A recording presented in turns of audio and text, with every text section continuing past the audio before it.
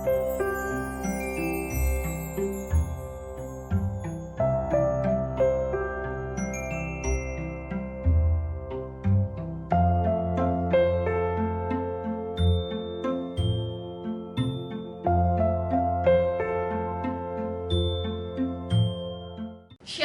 adik-adik. Wah, gimana nih kabarnya satu minggu ini? Semoga adik-adik dalam keadaan baik dan juga sehat ya.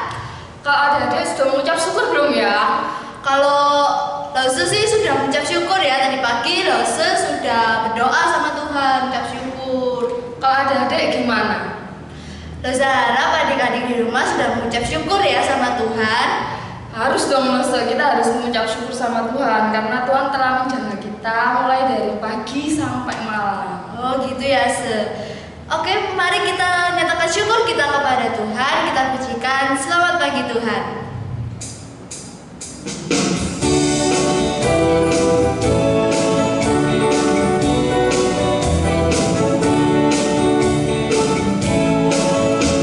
Selamat pagi Tuhan, ucap terima kasih.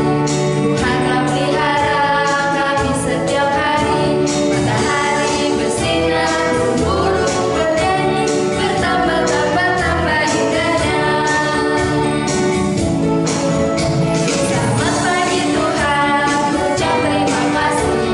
Tuhan telah pelihara kami setiap hari. Matahari bersinar, burung bernyanyi, bertambah-tambah indahnya. Adik-adik, mari kita lipat tangannya, tutup matanya, kita berdoa. Tuhan Yesus, terima kasih Tuhan atas pagi yang cerah ini. Engkau telah memberi kami kehidupan yang baru. Tuhan, pada hari ini kami akan memuji, memuliakan nama-Mu dan juga mendengarkan firman-Mu. Tuhan sertai kami, sertai ibadah kami dari awal, pertengahan hingga akhirnya. Hanya di dalam nama Tuhan Yesus kami berdoa. Amin. Lose ini punya seseorang yang Lose dicintai sama kasih Lose. Pasti orang tua Lause ya? Pasti ada lagi Lose. Ayo siapa? Siapa ya? Tahu nggak siapa itu? Oh, Tuhan Yesus ya? Benar, Tuhan Yesus. Kenapa kok Tuhan Yesus? Karena Tuhan Yesus itu ada di setiap kita, baik dalam kita senang, sedih, ada masalah. Tuhan Yesus itu pasti ada di setiap hidup kita, adik-adik. Kalau adik-adik cinta nggak sama Tuhan Yesus? Pasti cinta dong, nggak mungkin nggak cinta. Yuk kita bangkit berdiri, kita pujikan I Love You Jesus dengan memakai geraan.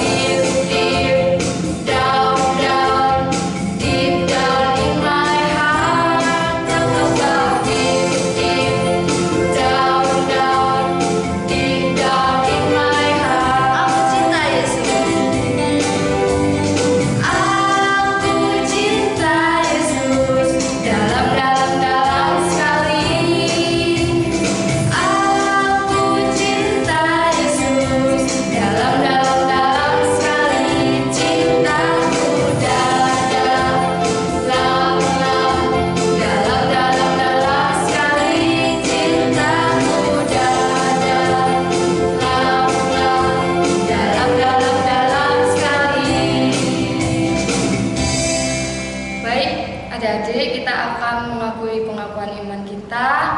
Kita bacakan dengan hormat. Pengakuan iman rasuli. Aku percaya kepada Allah, Bapa yang Maha Kuasa, Khalik langit dan bumi, dan kepada Yesus Kristus, Anaknya yang tunggal, Tuhan kita, yang dikandung dari Roh Kudus, lahir dari anak darah Maria, yang menderita sengsara di bawah pemerintahan Pontius Pilatus, disalibkan, mati dan dikuburkan, turun ke dalam kerajaan maut. Pada hari yang ketiga bangkit pula dari antara orang mati, naik ke surga, duduk di sebelah kanan Allah, Bapa yang Maha Kuasa, dan dari sana Ia akan datang untuk menghakimi orang yang hidup dan yang mati. Aku percaya kepada Roh Kudus, gereja yang kudus dan am, persekutuan orang kudus, pengampunan dosa, kebangkitan tubuh, dan hidup yang kekal. Amin. Adik-adik silakan duduk kembali. Saatnya kita memberikan yang terbaik bagi Tuhan. Papa, Mama bisa membantu adik-adik untuk memberikan persembahan melalui transfer. Atau bisa juga adik-adik simpan terlebih dahulu uang persembahannya. Nanti waktu tatap muka kembali atau gereja dibuka, adik-adik boleh memberikannya. Mari kita pujikan Allah itu baik.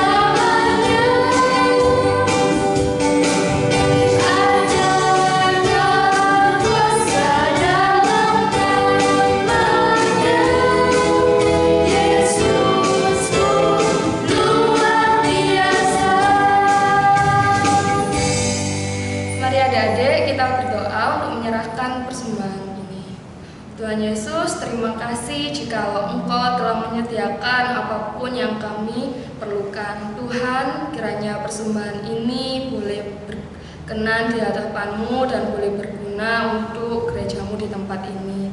Bapa, kami serahkan persembahan ini hanya di dalam nama Tuhan Yesus. Haleluya, amin. Adik-adik, saatnya kita untuk mendengarkan firman Tuhan. Wah, adik-adik harus menyiapkan hati, pikiran, dan telinga. Kiranya firman Tuhan boleh bertumbuh di dalam hati kita. Mari kita pujikan firman Tuhan ada di hatiku.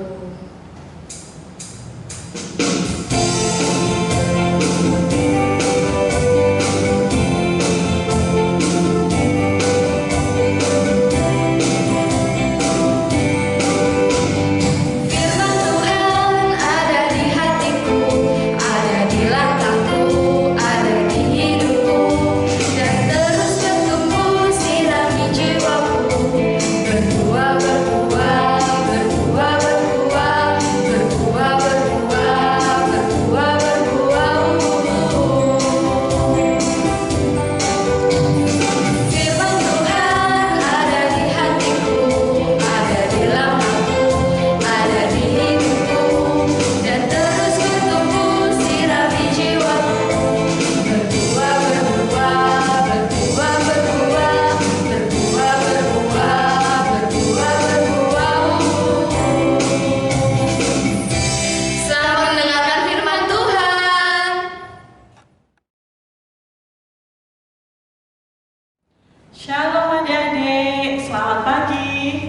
Sudah siap untuk mendengarkan firman Tuhan? Jangan lupa apa? Bawa Alkitab dan buku catatannya. Kalau sudah, ditaruh di samping dulu. Kita mau berdoa dulu ya kepada Tuhan. Mari kita satu dalam doa, kita lipat tangan, kita mau tutup mata.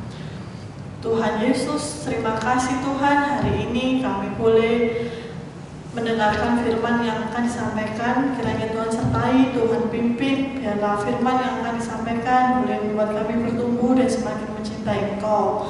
Ajar kami untuk bisa duduk dengan diam dan telinga kami untuk bisa mendengarkan dengan baik. Hanya di dalam nama Tuhan Yesus kami sudah berdoa. Amin. Adik-adik, usah ada gambar. Ini gambar apa ya? Ya, ini adalah gambar perjanjian ya. Ini simbol adik-adik. Adik-adik tahu nggak janji? Janji itu artinya apa sih? Ada yang tahu nggak? Apa ya? Bisa kasih tahu mama papanya yang ada di sampingnya.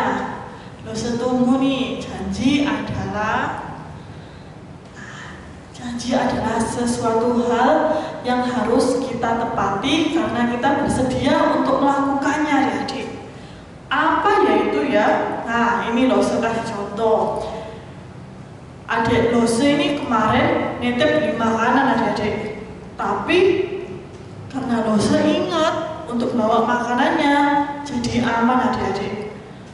Kalau Lose lupa untuk bawa makanannya, akibatnya apa adik? Perutnya kuduk-kuduk ya, dia menunggu. Adik Lose ini menunggu tentunya ya, berharap bahwa Lose pulang bawa makanan adik-adik ya. Nah itu tadi adik-adik, ada sebab dan akibat dari janji itu adik-adik. Akibatnya kalau nggak kita tepati, bisa-bisa setiap omongan kita nggak dipercayai ya. Contohnya gini, kalau Lose Friska mau bagi-bagi hadiah ini ya, terus habis itu Lose Friska lupa, minggu depan lupa lagi. Setelah lupa, Lose mau buat janji lagi sama adik-adik mau bagi-bagi hadiah. Lose Friska nggak tepati lagi, tentu adik-adik juga menunggu dan tentu juga sedih adik-adik ya. Di dalam Alkitab ini adik-adik, Allah berjanji kepada seseorang adik-adik. Ada yang tahu nggak ya seseorang itu siapa? Bukan hanya sama dianya, tapi juga sama istrinya adik-adik. Allah menjanjikan sesuatu. Kita buka Alkitabnya ya. Di dalam Kejadian 17 ayat ke-4 sampai ke-8. Langsung ulangi lagi, di dalam Kejadian 17 ayat 4 sampai ke-8. Sudah ketemu? Mari kita bacakan bersama-sama ya. Kita bacakan judulnya terlebih dahulu. Sunat sebagai tanda perjanjian Allah kepada Abraham. Dari pihakku, inilah perjanjianku dengan engkau. Engkau akan menjadi bapa sejumlah besar bangsa, karena itu namamu bukan lagi Abram, melainkan Abraham. Karena engkau telah kutetapkan menjadi bapa sejumlah besar bangsa, aku akan membuat engkau beranak cucu sangat banyak. Engkau akan kubuat menjadi bangsa-bangsa, dan daripadamu akan berasal raja-raja. Aku akan mengadakan perjanjian antara aku dan engkau serta keturunanmu turun-temurun, menjadi perjanjian yang kekal, supaya aku menjadi Allahmu dan Allah keturunanmu. Kepadamu dan kepada keturunanmu akan kuberikan negeri ini yang kau diami sebagai orang asing, yakni seluruh tanah Kanaan akan kuberikan menjadi milikmu untuk selama-lamanya, dan aku akan menjadi Allah mereka. Kita lanjut lagi adik-adik. Janjinya Allah ini juga bukan hanya kepada Bapak Abraham ini, tapi juga sama istrinya. Apa ya isinya ya? Kita lanjut di ayat yang ke-15 sampai yang ke-17. Ayat ke-15 sampai 17, mari kita bacakan bersama-sama. Selanjutnya Allah berfirman kepada Abraham tentang istrimu Sarai, janganlah engkau menyebut dia lagi Sarai, tetapi Sarah, itulah namanya. Aku akan memberkatinya, dan daripadanya juga aku akan memberikan kepadamu seorang anak laki-laki, bahkan aku akan memberkatinya sehingga ia menjadi ibu bangsa-bangsa, raja-raja bangsa-bangsa lahir daripadanya. Lalu tertunduknya Abraham dan tertawa serta berkata dalam hatinya, mungkinkah bagi seorang yang berumur 100 tahun dilahirkan seorang anak, dan mungkinkah Sarah yang telah berumur 90 tahun itu melahirkan seorang anak? Nah, jadi dilihat dari itu, kita bisa lihat ya, Allah memberikan perjanjian kepada Bapak Abraham, karena Bapak Abraham ini adalah seorang yang taat tentunya adik-adik ya. Allah memberikan ribut adik-adik.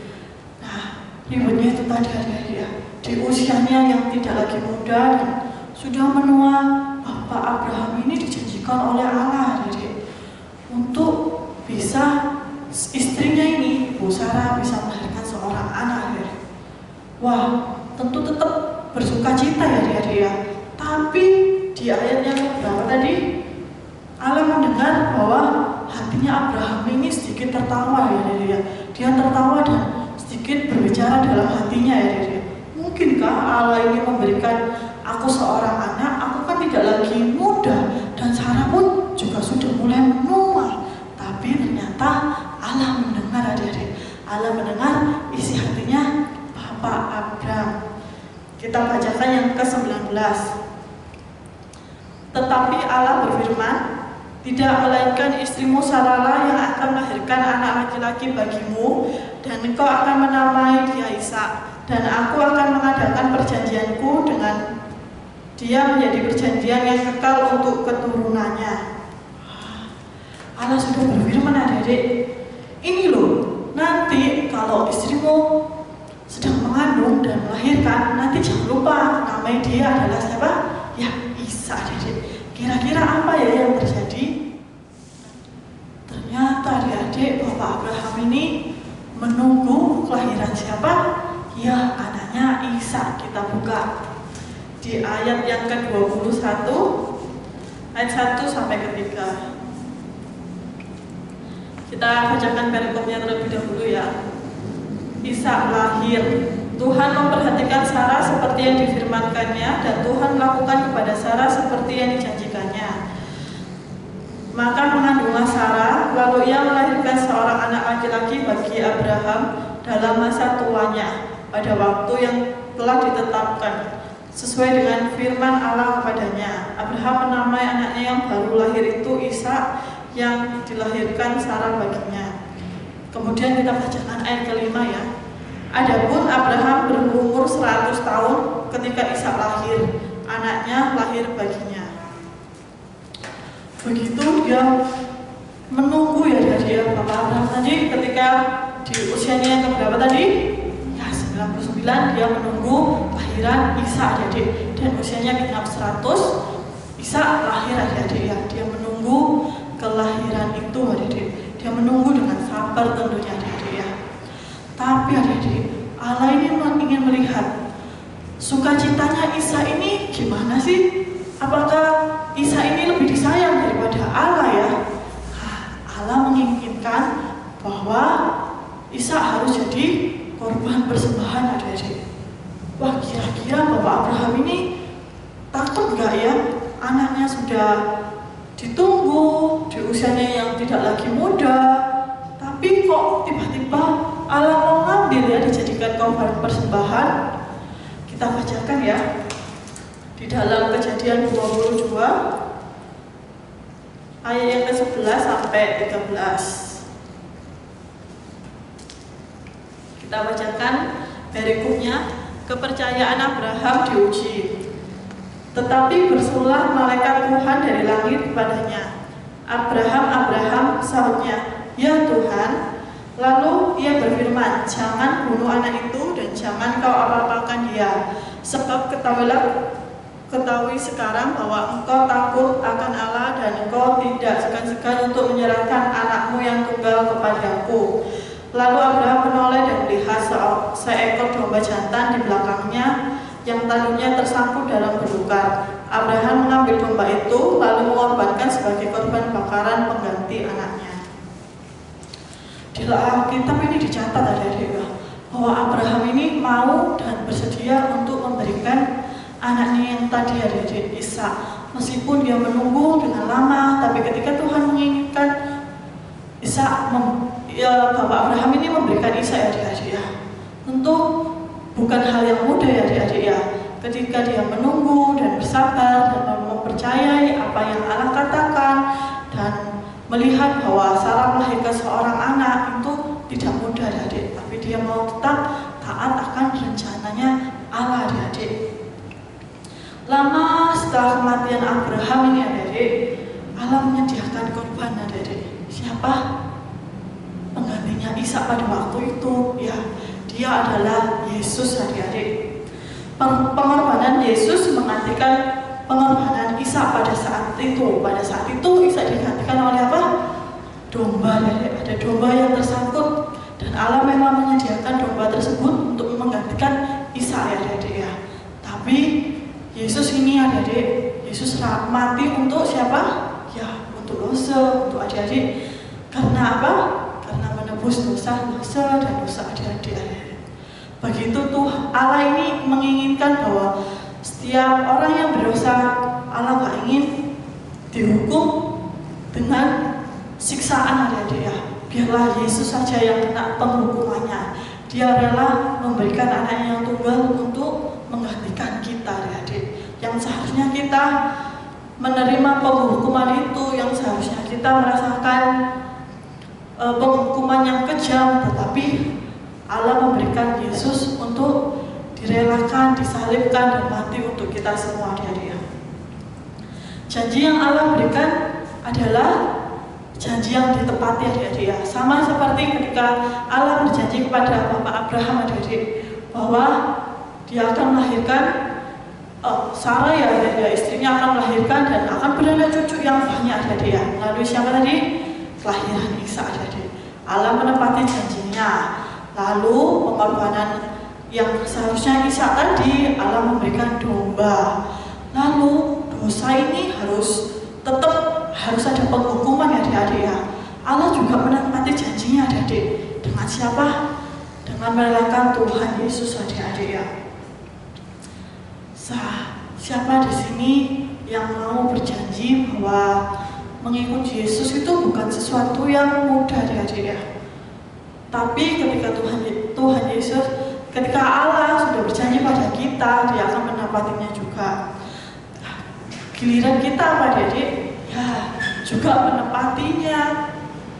Sama seperti Allah mengatakan bahwa akan ada seorang anak yang akan membuat bangsa-bangsa itu bertumbuh besar ya adik-adik ya. Abraham tetap mempercayai. Terus ini adik-adik, yang Allah katakan kepada kita juga harus kita taati adik-adik, harus kita percaya. Allah berjanji untuk mengasihi kita dan Allah berjanji untuk memelihara kita adik-adik. Di mana kita tahu ya? Gimana sih cara kita tahunya? Ya, di dalam Alkitab adik-adik. Allah mengatakan semua janjinya di dalam Alkitab dan kita harus percaya dan menaatinya adik-adik. Apa yang harus kita lakukan adik-adik? Ya, kita percaya bahwa apa yang dilakukan Allah di dalam Alkitab dan firman-Nya ini membuat kita semakin bisa bertumbuh dan membuat kita semakin menjadi anak Tuhan yang hebat. Gimana sih caranya jadi anak Tuhan yang hebat? Ya, ada hal-hal yang Allah inginkan adik-adik ya. Nah ini, kita nggak boleh apa? Nggak boleh menyebut nama Allah sembarangan. Nih, ada 10 hukum perintah Allah. Kita harus ingat itu semua. Dan terus, apa yang Allah nggak mau kita lakukan? Ini ada gambarnya. Kita nggak boleh mencuri, kita nggak boleh berbohong, kita nggak boleh omong kasar. Itu yang Allah inginkan adik-adik. Selain percaya dan taat, kita juga harus tetap membaca Alkitab supaya kita tahu apa yang Tuhan inginkan adik-adik. Sama seperti Bapak Abraham tadi, ya tetap percaya dan tetap taat akan rencana yang Allah berikan adik-adik ya. Dan kita harus juga menepati adik-adik ya kesepakatan yang sudah Allah berikan pada kita. Allah sudah berjanji untuk memelihara melindungi kita, dan kita juga harus berjanji untuk tidak mengecewakan Allah ya adik-adik ya. Nah, ini ada ayat hafalan. Kalian ayat hafalan dulu sama dibantu oleh papa sama mama, dan jangan lupa untuk dicatat di buku catatan.